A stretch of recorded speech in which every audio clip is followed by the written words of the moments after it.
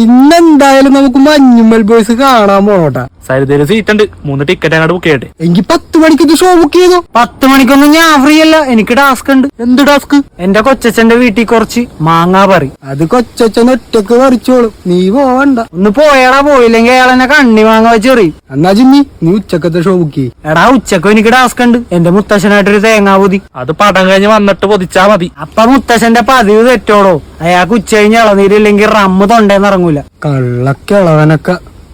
നമുക്കന്ന് evening പോവാ. എടാ evening എന്റെ ഇളയപ്പന്റെ വീട്ടിലാണെങ്കിൽ മണലടി. അയാക്കടെ വീട് പണി തുടങ്ങി. അതിന് നിനക്കാണോ കോൺട്രാക്ട് വന്നേക്കണം? അല്ല, ഇതെന്റെ ഒരു സഹായം. എന്റെ ഇളയപ്പനായി പോയില്ലേ. എന്നാ പിന്നെ രാത്രി പോവാ. എടാ രാത്രി കുമ്പളങ്ങി കവരടി കാണാൻ പോയില്ലെങ്കിൽ നഷ്ടമാണ്. മച്ചു, അതൊരു ടാസ്ക് അല്ലല്ല. കവരടി നീ നാളെ കണ്ടാ മതി. നാളെ മുതൽ കവരടിച്ചില്ലെങ്കില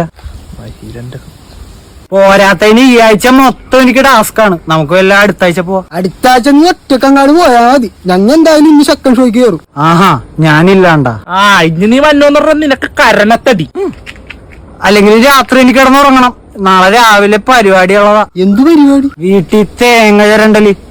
അത് കഴിഞ്ഞൊന്ന് കളരിക്കും പോണം. അവിടുത്തെ ആശാന്റെ കൂടെ ഒരു കുടം തല്ലും. അപ്പൊ ബാഷ്പാഞ്ജലി.